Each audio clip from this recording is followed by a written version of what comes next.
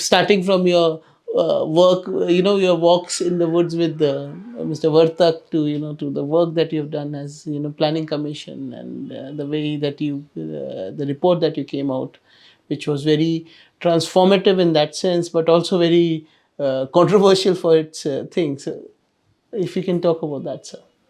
Huh. I mean, Western Ghats, as I said, right from the childhood. See, these hills which you see, they are around here, they are spurs of the Western Ghats on the Deccan Plateau. So, the crestline of Western Ghats is just about 25 kilometers from here as the crow flies. And in the early times when the skyline was not so crowded, and I was brought up on this in this house on Law College Hills. The One stood on the terrace and one saw the crestline and the hill forts of Shivaji, which lay all on that crestline.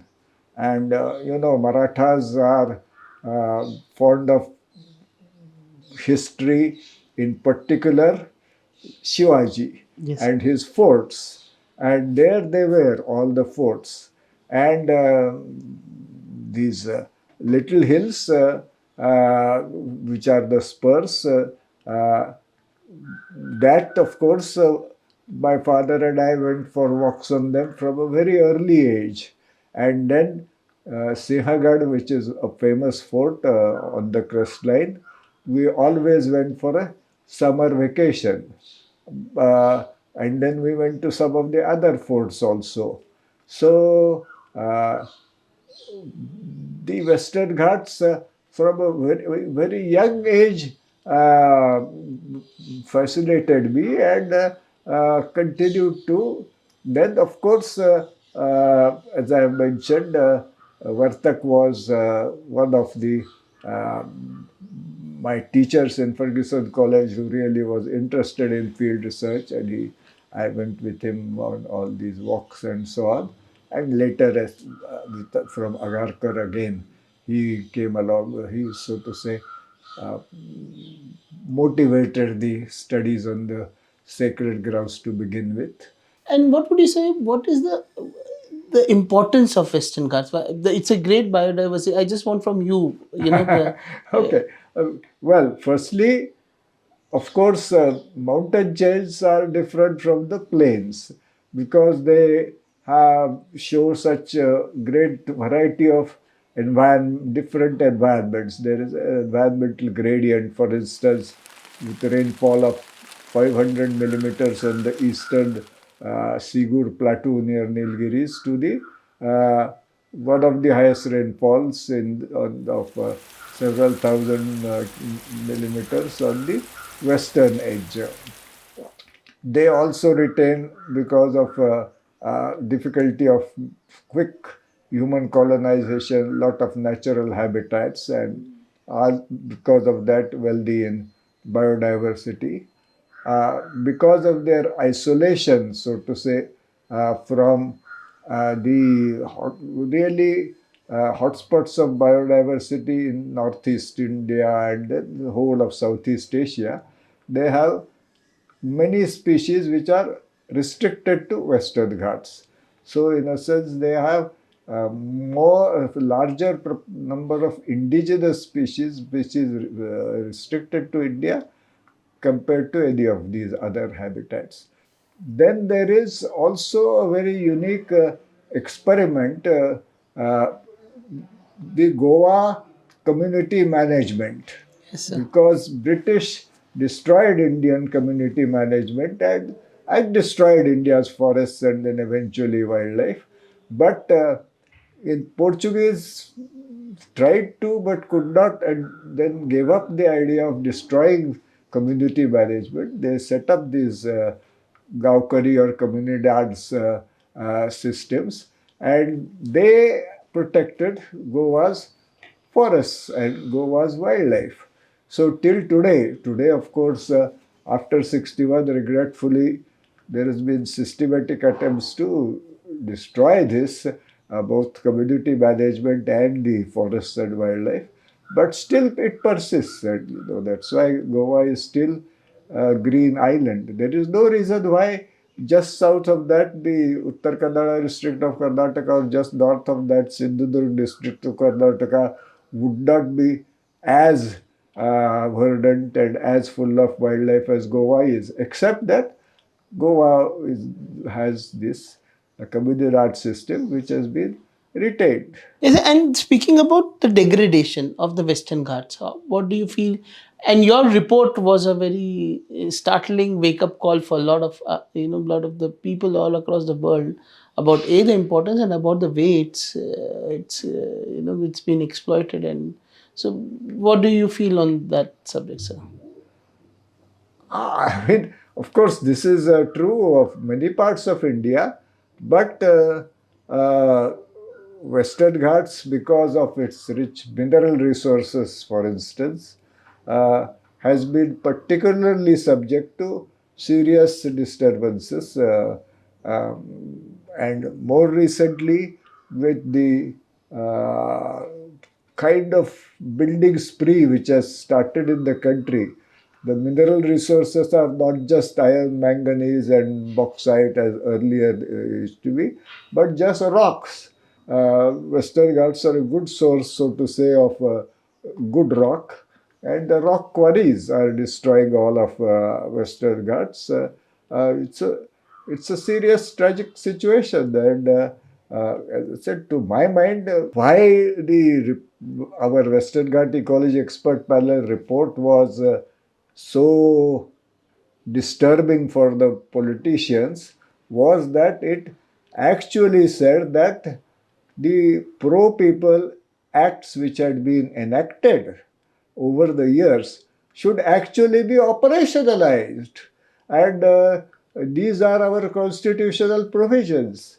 And what is being done is that all the pro people acts, except for RTI, right to information, are all sabotaged. Uh, and we must stop this development by exclusion as well as conservation by exclusion. We must have inclusive development and inclusive conservation, and that is the way forward. And I have argued for that, I think, quite effectively, giving a number of very concrete examples of what is happening. For instance, that in Ratnagiri, the chemical industry complex is polluting and destroying the livelihoods of thousands of fisher folk. And when they protest completely non-violently, take out demonstrations against these, then every time police powers are invoked to suppress those demonstrations. There is no ground to do that. So this is the kind of suppression of democracy and of the basic rights which our constitution guarantees. That must stop. And that is something which they cannot argue against. All they can say, oh, this fellow is, abuse him as anti-development. But beyond that, there is no concrete way to for them to say anything against the report. So I just wanted to finally get your one small quotes of the people that you have the most inspired you, sir. Ah, One of the person that you keep talking in your book also is Salim Ali. yes. His work and how you interacted with him, you wrote to him, Yeah. and you worked along with him, and he even stayed with you at Okay. yeah. And so if you can just a short note on say Sir Salim Ali, Ed Wilson, Satish Dhawan, you must push small. So, Salim Ali, as I said, right from a young, I mean, I became interested in bird watching because of my father's interest in birds. And Salim Ali's Book of Indian Birds, I was looking at the pictures and learning about birds from a very young age. And then there was this incident I have mentioned about this missing pin feather. Yes. Uh, and Salim Ali promptly responded to this schoolboy giving an answer to my question, and I met him. And so it began, and I kept in touch with him and enjoyed being with him. He was a very, very witty person. That is the well, he had great personal charm, and he was a great personal wit. And so all along, it was a great learning experience to be with him. Yes, sir. And your thing, reminiscence of Ed Wilson. Huh. So Ed Wilson, as I said, he was the one of the brightest and most productive scientists in the ecology evolution kind of area in the world at his time. And actually, he passed away just 1.5 years ago, I think. Anyway, so his course on evolutionary biology was the first one of the four first courses which I took. And his lectures and the way he explained was fascinating. And then, fortunately, I have mentioned, I wasn't sure how well I was going to be doing in the courses very first semester. Uh, the day the exams were over and we were riding together, and he congratulated me, so which was a great feeling for me, and he became very fond of me. So we had long conversations on research, on philosophy of science and philosophy of life, as I said, not undergoing a Brownian motion and many others.